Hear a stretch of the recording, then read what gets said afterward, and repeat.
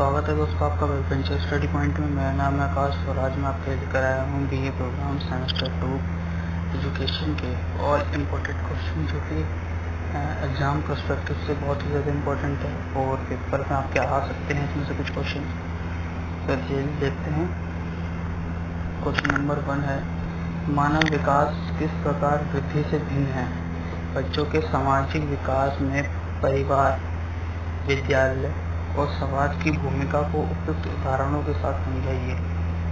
Question number 2 है, Kohlberg द्वारा दिए गए नैतिक विकास के विभिन्न स्तरों और चरणों को उदाहरण सहित समझाइए। क्वेश्चन नंबर 3 है, सामाजिक अंतःक्रिया से आप क्या समझते हैं? सामाजिक अंतःक्रिया से उत्पन्न होने वाले किन्हीं दो सरोकारों और विकास की विस्तार से चर्चा कीजिए। क्वेश्चन नंबर 4, समावेशी शिक्षा से आप क्या समझते हैं? समाज के व्यापक विकास के लिए समावेश किस प्रकार उपयोगी है? उदाहरण सहित चर्चा कीजिए। क्वेश्चन नंबर 5, मानव विकास के मूल सिद्धांत क्या है और प्रकृति और परिपोषण विकास को कैसे प्रभावित करते हैं? प्रकृति और जो परिपोषण है वो विकास को कैसे प्रभावित करते हैं? क्वेश्चन नंबर 6, क्या आपको लगता है कि मानव विकास पर्यावरणीय शक्तियों से प्रभावित होता है? ब्रॉनफेनड्रे के विकास के पारिस्थितिकी सिद्धांत की सहायता से चर्चा करें। क्वेश्चन नंबर 7 है, मूल मनोसामाजिक संघर्ष के संदर्भ में एरिक्सन द्वारा दिए गए मनोसामाजिक विकास के विभिन्न चरणों की चर्चा करें जिससे प्रत्येक व्यक्ति हर चरण से गुजरता है। क्वेश्चन नंबर 8, परंपरागत, गैर परंपरागत और उत्तर परंपरागत जो है वो नैतिक तर्क एक दूसरे से किस प्रकार भिन्न है? लॉरेंस कोहलबर्ग के द्वारा दिए गए नैतिक तर्क के विभिन्न चरणों को विस्तृत करने के लिए उदाहरण दें।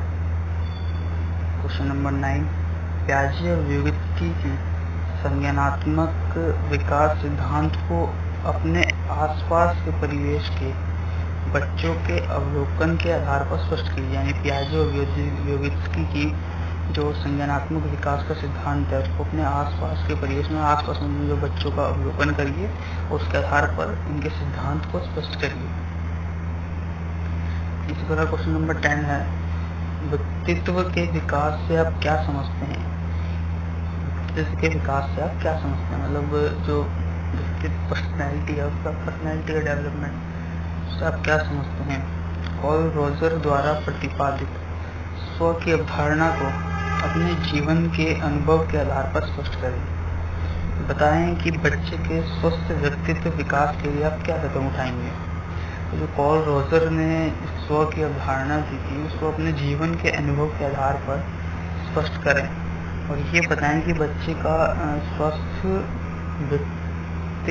व्यक्तित्व विकास के लिए आप क्या कदम उठाएंगे अपने हिसाब से।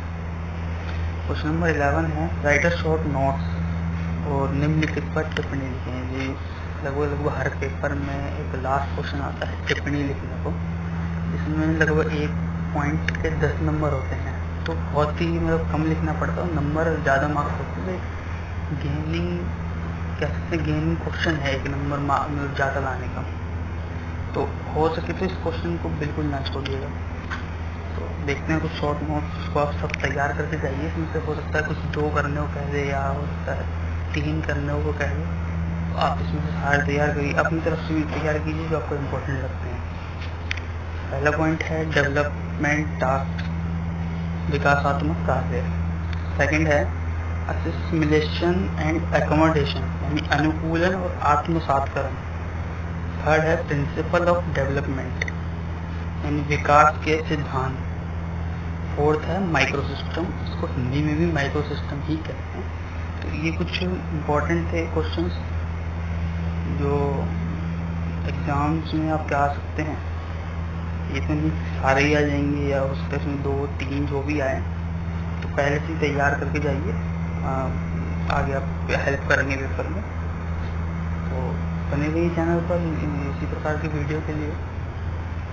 और अगर आपको कुछ भी डाउट हो या कोई और कंटेंट अगर आपको किसी तरीके का चाहिए तो कमेंट सेक्शन में बता सकते हैं। उसके लिए थैंक यू।